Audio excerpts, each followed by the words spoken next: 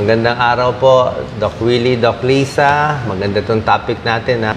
9 senyales na merong seryosong sakit.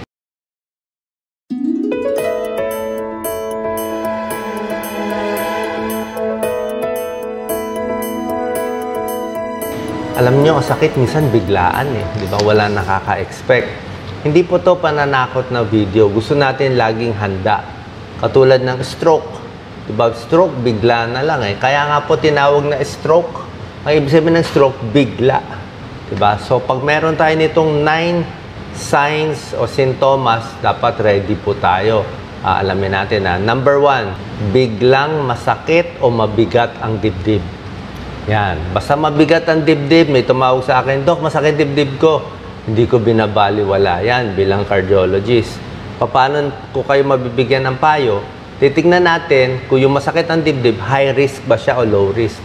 Pag high risk, ibig sabihin, stressful ang trabaho niya.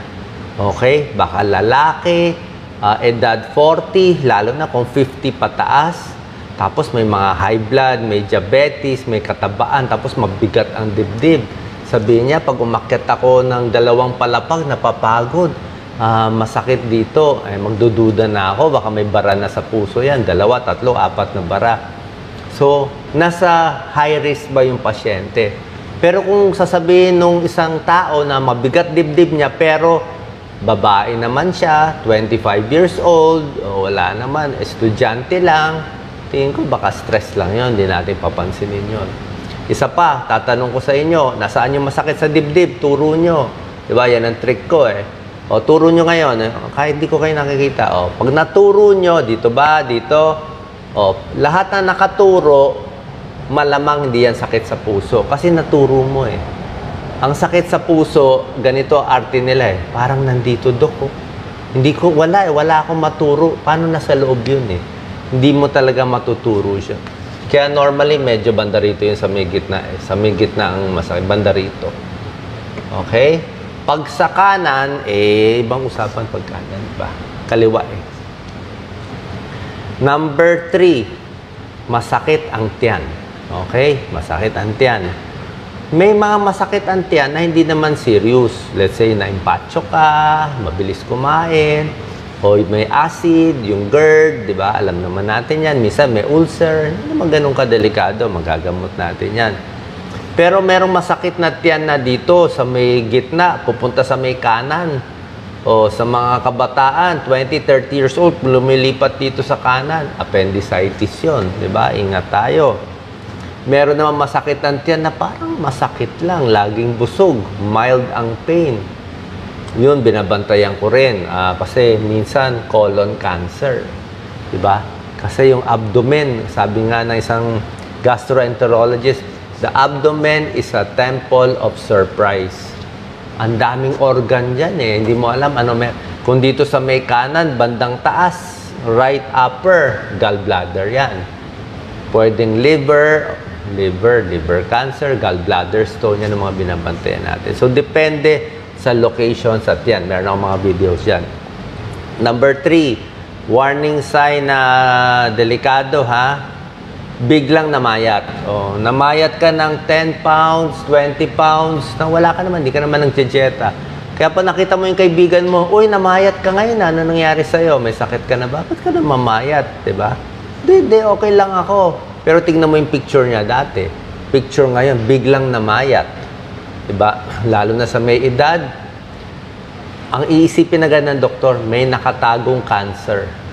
May hidden cancer. Baka liver cancer, pancreatic cancer, colon cancer. Actually, yung tatay ko, ganun din eh. Tatay ko, namamayat eh. Pero hindi namin makita. Araw-araw namin siya nakakasama eh. Pero ngayon, tinitingnan ko yung picture. Bago na-diagnose yung tatay ko na liver cancer, namayat na pala. Kala ko, ay, nagje-jeta siya. Okay, jeta. Pero ito, naggumaganon eh. Na ano siya, kahit malaki ang tiyan, tingnan nyo, basta namayat, hindi magandang sign. Lalo na kung smoker siya. Ha? Huwag nyo baliwalain yung pagpapapayat. Number 4, super pagod. Parang pagod lagi, walang lakas. Di ba? Parang, oh, ba't ka pagod na pagod? Di ba? Maraming dahilan yung pagod. baka mahina ang puso, mahina yung makina. May heart failure, o delikado rin yun. Baka may kidney failure. Or baka diabetes, ang taas ng pala ng sugar. Kaya laging uhaw, laging pagod. Or baka may cancer, di ba? Fatigue, namamayat bigla, anemic, possible cancer. Kasi yung cancer, minsan dahan-dahan lang siya, di mo mamamalayan, pero kinakain niya yung nutrition natin, di ba? O, tayo dapat kumakain nung kinain natin, yung cancer cell, parang alien yan, kinukuha niya, lumalaki siya nung lumalaki. Galit tayo sa ganyan. Kaya iwas na sa matataba, puro prutas at gulay na lang, ha. Number 5, hirap huminga. Pag hirap huminga, alam mo, hindi namin binabaliwala yung difficulty breathing, Kung bata ka lang, teenager ka lang, hirap ka huminga, siguro stress, iniwan ng boyfriend, ayan, takot, o anxious. Pero yung mga medyo may edad na, pwedeng hika, pwedeng emphysema, kung smoker, COPD, di ba? Pwedeng pulmonya, hirap huminga. Ako, pag may COVID, hirap huminga, ayaw na natin yan, pulmonya. Pwedeng low blood, anemic, kulang ka sa dugo, kaya hirap ka rin, mabilis ka mapagod. Pwedeng heart failure, o mahina yung puso, hirap din huminga. At ito po isang medyo rare, yung pulmonary embolism. Ito, nakakatakot itong pulmonary embolism. Pulmonary embolism, may dugo na muo dito sa binti natin, baka malaki yung mga varicose, laging nakaupo. Usually, mga nakaupo lagi, matataba, o bagong opera, laging nakahiga. Tapos, pag namuo yung dugo, aakyat yan, O pag na-dislodge, akyat, magbabara sa lungs. Pag nagbara sa lungs, kulang ang oxygen, namamatay yung part, pulmonary embolism. Ayan, yan ang madalas kinamamatay ng yung biglaan. Okay? May ganon. Kaya, lakad-lakad. Galaw-galaw para hindi pumanaw. Di ba yung natip ko? Galaw-galaw para hindi pumanaw. Huwag laging nakaupo. Habang nakikinig kay Doc, galaw-galaw. Di ba? Cancer, gulay. Gulay, pampahaba ng buhay. Ha? Alam na natin yan. Number 6, manas. Manas na manas. Hindi yung konting manas, ha? Yung makakapal na manas hanggang binti. Ang bigat-bigat ng paa. Yung mga may edad, kahit yung nanay ko nung nabubuhay, takot sila lahat sa manas. Kasi alam na matatanda, oras na nagmanas na, delikado na, malapit na, tagilid na, alam na nila yun Bakit ba nagmamanas? Yung konting manas ng mga tindera sa SM, di ba? Yung mga security guard, okay lang nakatayo ka, may konting manas. Pero yung manas na manas, pwedeng mahina ang puso, heart failure. Pwedeng kidney failure bago mag-dialysis, di ba? Bago mag-dialysis, manas na. Hindi na kasi makaihi, kaya nagmamanas. Pwedeng liver failure, kidney, heart, o liver. Pero madalas kidney o heart Yan ang dahilan kaya nagmamanas. Leg swelling. Number 7, ito, napakahalaga. Yan, makinig kayo. Pwede kayo magtanggal ng t-shirt mamaya. O ba't kayo magtatanggal? May bukol sa katawan. May bukol. Basta tingnan nyo yung balat. Sa balat, kita nyo na Sa balat ng tao, kita nyo na ano yung laman sa loob. Ano ibig ko sabihin? Kung mga may cancer, may liver problem, kita nyo lumalabas sa balat yan. May lumalabas na mga spider angioma, sugat-sugat, pula-pula. Kung may mga nunal, nunal na lumalaki, more than 6 mm. Nunal na dati maliit, ba't palaki ng palaki? O, basta mas malaki sa dulo ng ballpen, mas malaki dito. Yan. Mas malaki ba dito ang nunal ninyo? Mas malaki pa dito? 6 mm to Pag mas malaki dito sa dulo, sa gitna, papacheck nyo. Okay? Hindi po maganda yon. Pag iba ang kulay, may itim, may brown, ayaw natin yon. Pag hindi ang hugis ay parang jagged, parang zigzag, hindi maganda yon. Melanoma yon. Yung melanoma, itim na itim yun. In a few months, namamatay yung tao sa melanoma. Grabe kumalat yung melanoma, yung maitim. Kaya minsan, Tanggal kayo ng baro, kayo lang mag-isa, tingnan nyo yung salamin, sa likod, tingnan nyo, baka may nakatagong nunal na lumalaki, skin cancer. Lalo na kung nagpapaaraw kayo. Bukod sa number 7 na tingnan nyo yung balat, bukod dyan, tingnan nyo rin yung bukol, di ba? Nasa balat din yan. Bukol, masyadong malalaking kulani dito. O yan, hawakan nyo. Pag merong ganyang kalalaki na matitigas, pwedeng may infection sa ipin, pwedeng may tuberculosis dati, pwedeng may infection, or pwedeng lymphoma eh. May mga lymphoma na kulani sa kilikili, kulani dito, di ba? Pag may bukol dito, malaki, pwedeng goiter, or pwedeng thyroid cancer. Thyroid cancer, medyo okay. O, ba't sinabi ni Doc okay? Kung tayo ay mamalasin at may darating ng cancer, isagot nyo na lang thyroid cancer, ang pinakamagandang cancer. Kasi nabubuhay yung taong may thyroid cancer. Kasi mabagal siyang kumalat. Siguro kahit 1 year, 2 years, ang bagal-bagal niya kumalat, mapapa-check up mo pa, mapapa-opera mo pa, mabubuhay ka ng normal. Thyroid cancer. Kahit prostate cancer, medyo tagal-tagal konti. So, bukol dito, ha? Pag may bukol, pa-opera nyo na. Dami ko nakikita sa probinsya, laki-laki ng mga bukol. Ayaw pa-opera. Meron din bukol dito, malaki, ha? Pag dito ang bukol, salivary gland, pwedeng laway yan na naimbak. Ang dami ko rin nakikita sa probinsya, dito bukol. Bibigyan ko na lang ng pera, sabihin ko, try mo na pa-opera yan. Di ba? So, dito, salivary dito. Isa pa, sa babae, bukol sa breast. Kapain nyo yung suso nyo, kailangan po talaga. Breast cancer, 10% sa Pilipinas. Tayo highest na breast cancer in Asia. Yan, grabe. Hindi nyo naintindihan yung numbers. Tayo pinakamaraming breast cancer sa buong Asia. So, meron tayong kinakain na bulok. Meron tayong nai-import na sira. Baka may, hindi ko alam, bird flu, swine flu, lahat na ng mga chemical. Pilipino, taas sa breast cancer. Dapat food safety, napakahalaga. Bawasan nyo na rin toyo, asin, di ba? Actually, ayaw rin natin masyadong maalat. May nagsasabi, baka pag sobra alat, ma-trigger yung mga cancer cells. So, any bukol sa breast, lalo na yung kulani sa kilikili, connected dyan sa breast, pa-opera na agad.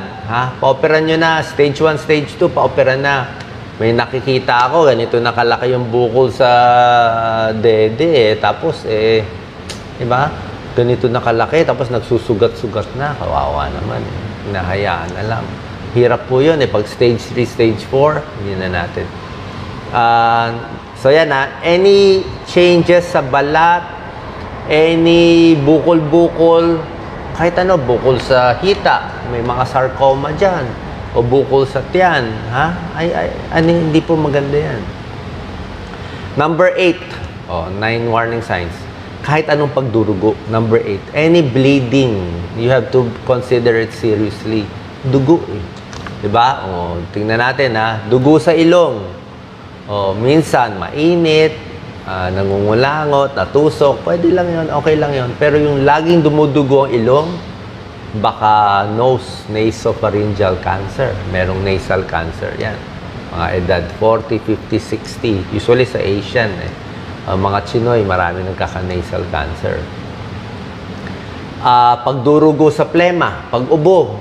Pag-ubo, may plema, may dugo. Pwedeng tuberculosis, pero pwedeng lung cancer. Di ba? Alam niyo na lung cancer. Pero late na yon kung lung cancer, kung dugo. Diba? Dugo sa pagdumi. Pagdumi, may dugo. Pwedeng almoranas lang, may konting dugo. Pag punas mo sa tissue, pwedeng may dugo, baka almoranas. Or pwedeng colon cancer. Maraming colon cancer sa Pilipinas. Sa lalaki, parang number 2 killer. Number 2, number 3, colon cancer. Sampa, sa puwerta ng babae, puwerta ng babae, may pagdurugo. Hindi po maganda yan. Puwerta ng babae, pag nagtalik, may dugo, tapos may amoy-amoy konti, possible cervical cancer. Yung talagang mabaho, parang nabubulok. Minsan gano'n, cervical cancer, stage 3, stage 4. Marami ako nakikitang ganyan. O, pag sinilip ng mga OB, makita may mga, may mga bukol na. Cervical cancer, common sa kababaihan yan. So, breast cancer, cervical cancer. So, kailangan papacheck. O, hindi naman lahat cancer. Baka mamaya meron lang kayo fungal infection, pwedeng ganun lang, may bacteria lang. Pero, kailangan i-check natin. Maraming may cervical cancer. Alam niyo yan. Maaga, tanggalin agad. Basta yung cancer, tanggal agad. Pag nasa dede, tanggal agad yung bukol. O minsan, tinatanggal yung dede. Pag dito, tanggal agad. Pag dito, sa salivary, tanggal agad. Pag sa matres, tanggal agad. O minsan, may chemo, may radiation. Bahala na yung doktor mo. Pero usually, tanggal agad tayo. Sa kidney, may kidney cancer din. Sa ihi na may dugo, pa-urinalysis, may dugo, parang pink konti, kidney cancer yun. Or pwede rin kidney stone. Okay? Sisigurado lang tayo kasi itong mga serious symptoms to eh. Number 9, last na serious, syempre yung biglang nanghina. Nanghina ang kamay, biglang nangiwi, yan ang kinakatakot natin lahat. No? Biglang nangiwi, nanghina, stroke na yan. Kung na-stroke tayo, wala nang Facebook Live. Ayun na. Tapos na. Hirap ang stroke. Nanay ko na-stroke eh. Kasi pa na-stroke, magre-rehab ka pa. O paano tayo hindi ma-stroke? Diba? Yung biglang hina, biglang manhid. O yung mga manhid-manhid minsan sa puwet, dito sa balakang, minsan small stroke yun. May pasyente ako dati ngayon. Sabi niya, ba't dito sa puwet ko laging manhid? O baka sa wallet lang, wallet. Pag CT scan, may mga stroke na maliliit. Para hindi ma-stroke, gamutin ng high blood. High blood, nakaka-stroke. Gamutin ng diabetes. Diabetes, nakaka-stroke. Diba? O, taas ang pressure, taas ang blood sugar, yan na nakaka-stroke. Tsaka, syempre, mga matatabang pagkain, sigarilyo, alak, tanggal. Sigarilyo, alak, kalimutan nyo na. Okay? So, ito yung 9 warning signs ng seryosong sakit. Pag meron kayo nitong 9, kailangan magpapacheck up tayo sa doktor. Wala tayong choice. Kasi mas maaga, mas maagapan. Ito yung gustong-gusto kong topic eh. Dito tayo makakaligtas ng buhay. Pag nahuli mo siya ng maaga. Okay, maraming salamat po. Sana nakatulong itong video po sa inyo.